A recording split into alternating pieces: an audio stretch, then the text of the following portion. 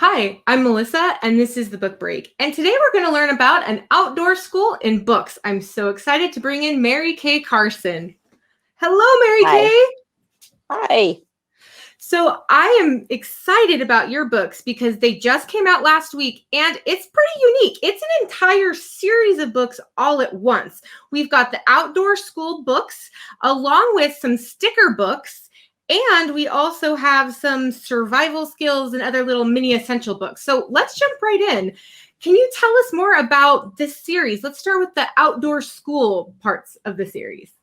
Sure. The Outdoor School series was created to encourage kids to get outside and explore nature, no matter where they live, in the city, countryside, or the suburbs. There are three interactive nature guides, which are the big books of the series. They're all about 400 pages, so substantial books.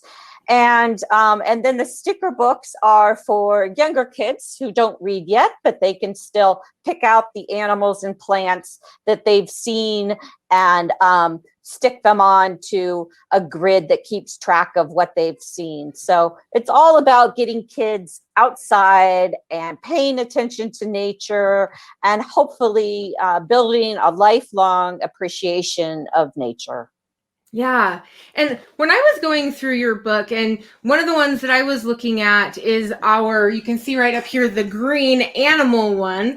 I think that this was so fun because, I mean, all of them are, but this one specifically I was looking at because it shows you some charts. It's got some checklists. It's got some really incredible and fun kind of retro pictures too. Tell us a little bit more about the inside of your book. Sure. All of the books are based on a learn by doing skill building model. And so the idea is for kids to get outside and practice what they're learning right away. So, for instance, in the animal watching book, there's a section, of course, on birds. And, an 8-year-old kid isn't going to know the name of every bird that he or she sees. And so we don't start with that. We start with, here are some things that birds do. Some birds spend time on the ground. Some birds you see flying together, and some birds you see cleaning themselves. And then they take the actual book and go outside and they check off where they see birds doing these things and make notes about it. And then now that they're motivated and want to learn more, they go back and read about bird shapes, and birds come in different shapes, and then they go out and practice that. And so it's a skill building that they get up to, the whole, different eye stripes and wing bars that, you can tell a fox sparrow from a white-throated sparrow kind of thing. Yeah, I love that. And I got to ask, how did you come up with this? Because you have to have a lot of knowledge to put all of this together. Tell us a little bit more about your history and how you got into writing this kind of thing. Sure. I was a kid that spent a lot of time outdoors, and I was a huge animal fan as a kid. I was one of those kids, everybody knows one, who, always had baby possums they were feeding with bottles, and, toads and snakes and ferrets and pets, and was always loved animals and was fascinated by them. And I went on to study biology, as you can imagine, in college. And but then I really learned when I was serving overseas in the Peace Corps that I really liked writing as well. And so when I came back, I decided to kind of marry the two, and did some science writing workshops, and ended up working on a science magazine for kids at Scholastic called Super Science.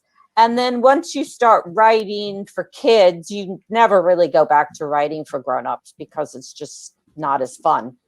And so that's how I got into it. And wildlife is one of the most important things in my life, actually.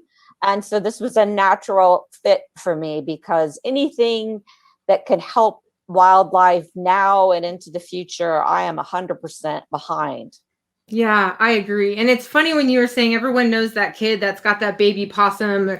That's my son all the way. My son is 9 years old and he loves animals. And his favorite thing in the world is to tell me about a new animal every single day. And then if we can find him in nature, we're going to find him. So I have a feeling he's going to maybe hog the outdoor school books. Yep. Yep. We And call them critter kids. yeah, that's awesome. Well, and another thing that I really loved about your series is you have these really fun companion books. You have these really cool little pocket books. Tell us a little bit more about these ones because, we might not bring the whole bigger book with us, but these little pocket books are awesome.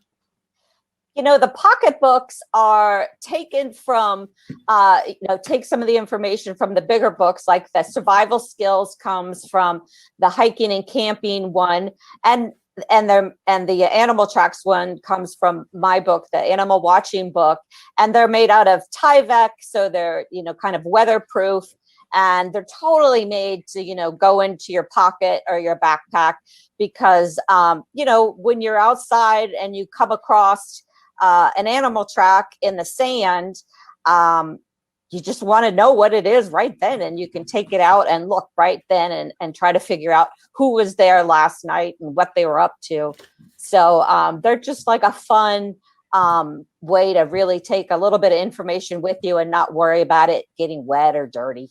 Yeah, I was looking earlier at the animal track one, and I love it because if you look a little bit at these, you can see, and I could see my kids literally just going and looking directly for these cute little animal prints. And something else I thought was awesome, you have a little ruler on the back of these. Yep. So the kids can actually measure the animal prints. And I thought that's so much fun. So I love it. It's great. Now, what use is it to give the width and height of the tracks if they don't have any way to measure them? So yeah, that's so true. So another thing I wanted to talk about was, so you've got all of these books, and so with that you have a team of folks that have helped you put together this amazing series with the sticker books and the little guys and the big ones. So we have a picture of your team that I just wanted to show because I thought it's really fun to see. There was another, a couple other authors that helped in with these, and your illustrator, Emily Dahl, and you have, John Dawson. And I just thought they did such a fantastic job bringing this together. How did you interact with some of your other team members when putting together this project? The publisher and the publisher really deserves the credit for putting the team together. Jennifer Farr, who wrote the hiking and camping book, she's an outdoor environmental educator in North Carolina and has competed on the Appalachian Trail. She's there on the far left on the top. She won some sort of race, where she was hiking 40 miles a day on the Appalachian Trail, and is a total expert. And Jen Swanson, who's down at the bottom on the right, she's the one that wrote the Rocks and Fossils and Shells book. And I wrote the Animal Watching book. And then the artists and illustrators, Haley Blevins has also helped write the hiking and camping book. She's also an environmental educator. So they really were able to find experts or experienced writers in their area of expertise to write the different books. I couldn't have written the Rocks, Fossils, and Shells book because, I know a little bit about rocks, but not that much. So they really were able to find just the right people to write the books. And then the design team did a great job of producing the sticker books and, bringing all the art and illustrations together and making the interactivity of the books engaging. Yeah, I love that. And these sticker books, like you mentioned before, are so great for the younger kids because, when I think of my 6-year-old daughter, she can't read everything, but she can use the stickers. And I think that's such a fantastic, I think this is one of those series that the whole family can really jump into and love. Yeah, and the sticker books, can I have one here? The front pages fold out. And so they have pictures of this is the plant one. They have pictures of the plants. And then kids who, don't even have to read yet can go and find that plant and stick it on to the page as a way to say, hey, I already saw this. And so it kind of just gets kids, even that can't read yet, in that mode of, there are all kinds of different plants and they're all different and I can tell them apart. And here's one that I saw today. Yeah, I love that. Well, it's been so nice talking with you. We just showed your website, and we have the credits here as well, where they can go and find you on social media. And really, thank you so much. And I'm excited. I'm going to have my kids start diving into some more of these books. Thank you for the opportunity. And I hope you and your kids enjoy nature this summer. Yes, we're about to go jump into it ourselves. All right. Well, thank you for being with us, and thank you for joining us on the book break. And we will see you next time.